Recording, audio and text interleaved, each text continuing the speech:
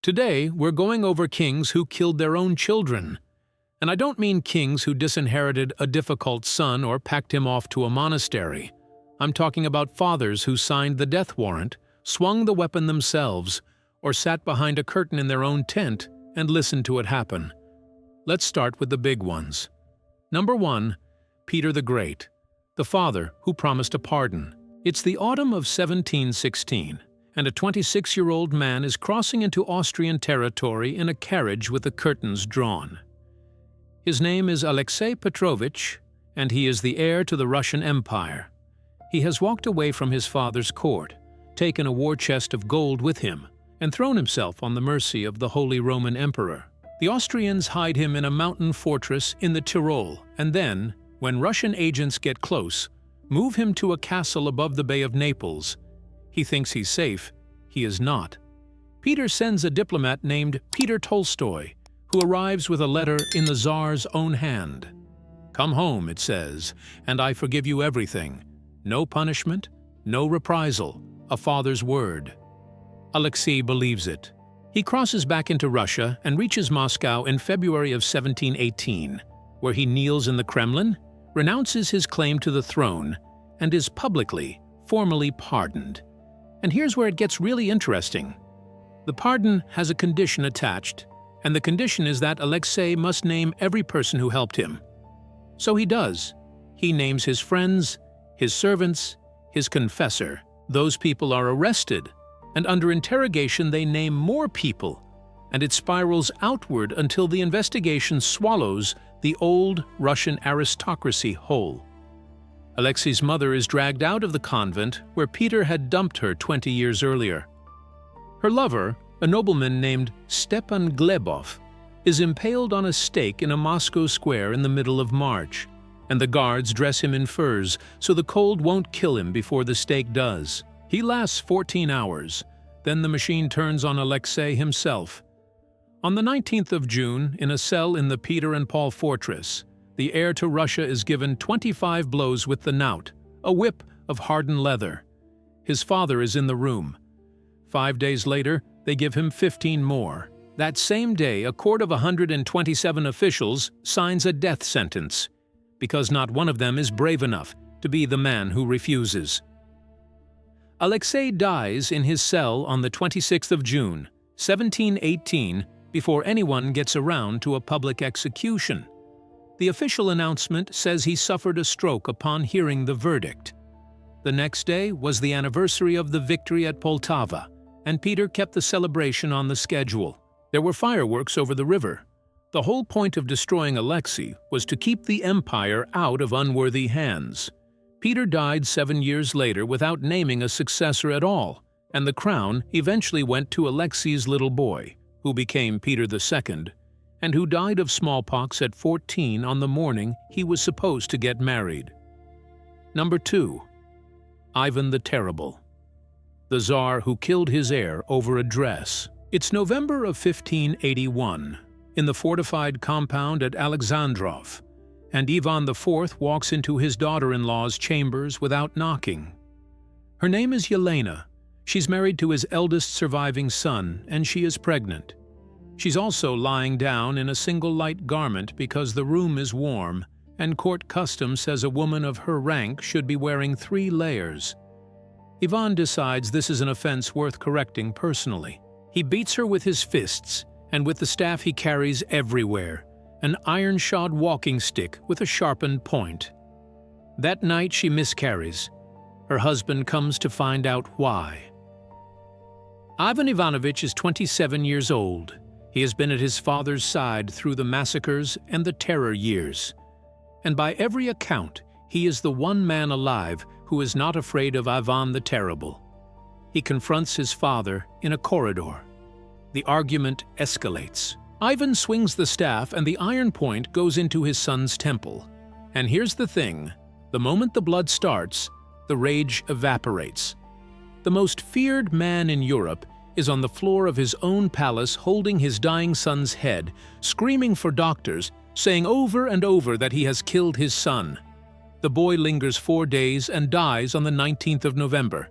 Now, one honest caveat.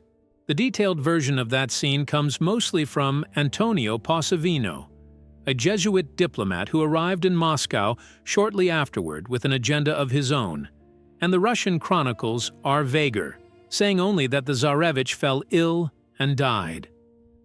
When Soviet scientists opened the tombs in 1963, they found high levels of mercury in both bodies, and some historians immediately shouted poison.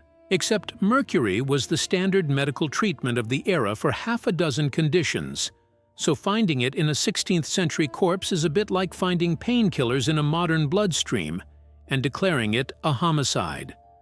What isn't in doubt is what happened next. Ivan spent his final years sending enormous sums to monasteries with lists of the names of everyone he had killed, so the monks could pray for them, and the lists ran into the thousands. He died 3 years later while setting up a chessboard.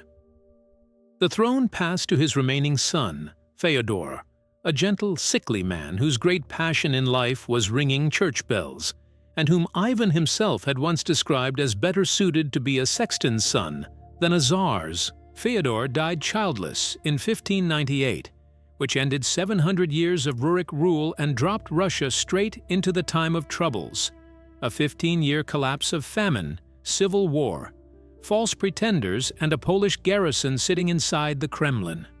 3 centuries later, a painter named Ilya Repin put that corridor on canvas, the father clutching the wound, the eyes gone wide with understanding.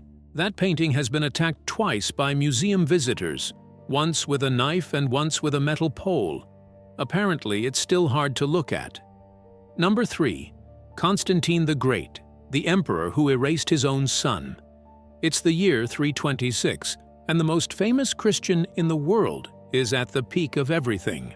Constantine has beaten every rival, reunited the Roman Empire under one man, presided over the Council of Nicaea the year before, and he's now touring Italy for the 20th anniversary of his reign. Traveling with the imperial party is his eldest son, Crispus, who is roughly 25 and on paper the most impressive young man alive. 2 years earlier, he took 200 ships into the Straits of the Hellespont against a fleet nearly twice that size and destroyed it, which is a substantial part of the reason his father rules the world. Somewhere in northern Italy, that stops. Crispus is arrested, taken to the town of Pola on the Istrian coast, and put to death on his father's order. A few months after that, Constantine's wife Fausta also dies, and the surviving accounts say she was shut inside an overheated bath until the steam killed her. Then imperial officials go out with chisels and scrape both their names off public inscriptions across the empire. But here's the strangest part. And it isn't the killings, it's the silence. Nobody wrote down why. Constantine's official biographer, a bishop who documented practically every meal the man ate, simply stops mentioning that Crispus ever existed.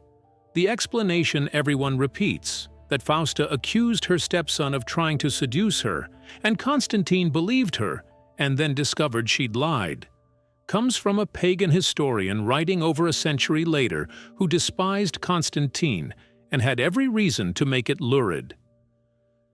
Modern historians will tell you honestly that the real motive is simply lost. Something happened inside that family in the summer of 326, and the Roman state deliberately deleted it. What we do know is that Constantine's mother, Helena, left almost immediately for the Holy Land, on the pilgrimage that made her a saint, and that the empire went instead to Fausta's 3 surviving sons. Within a year of their father's death, those 3 had overseen the killing of most of their own male relatives. Then the eldest was cut down invading his brother's territory, and that brother was murdered 11 years later.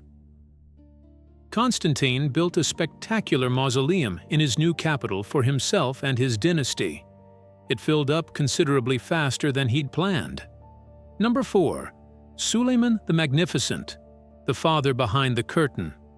It's early October of 1553, and the Ottoman army is camped near Ireli in central Anatolia on its way to fight the Persians. Into that camp rides Prince Mustafa, 38 years old, governor of Amasya, the eldest son of the greatest sultan in Ottoman history, and the overwhelming favorite of the army.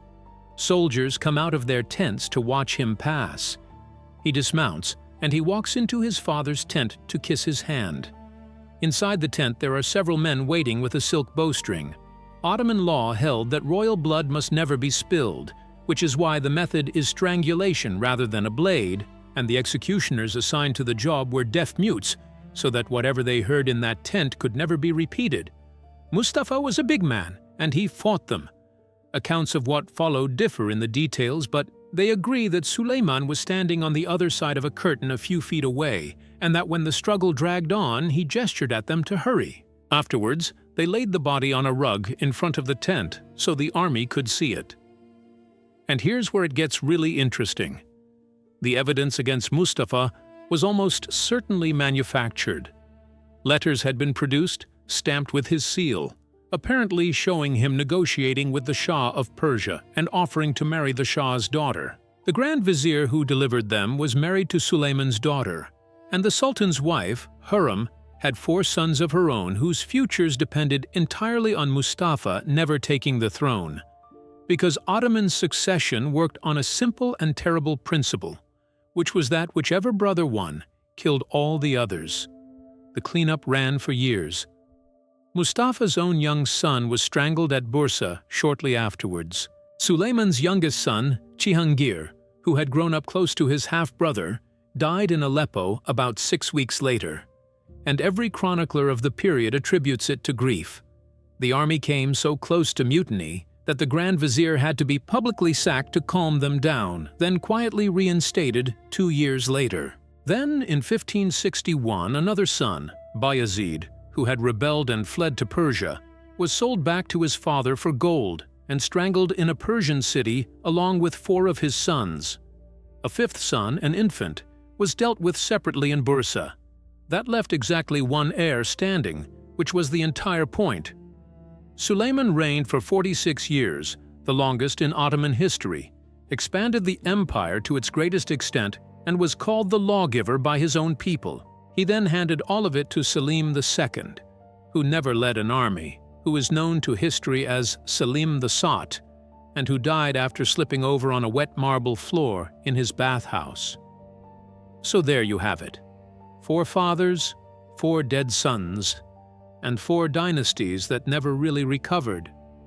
Peter the Great gave his son a written pardon and then stood in the room while they whipped him to death.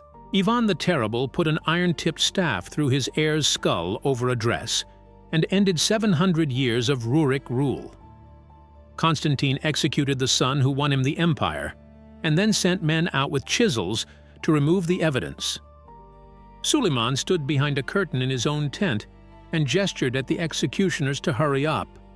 Here's what gets me about all 4 of them. Every one of these men did what he did because he was terrified of the succession, terrified that the crown would end up in unworthy hands, terrified of what would happen to everything he'd built after he was gone. Peter got a 14-year-old dead on his wedding morning, even got a bell ringer, and then 15 years of famine and civil war. Constantine got a family that ate itself. Suleiman got a drunk who fell over in a bathroom. They were all afraid of the same thing, and every single one of them made it happen personally.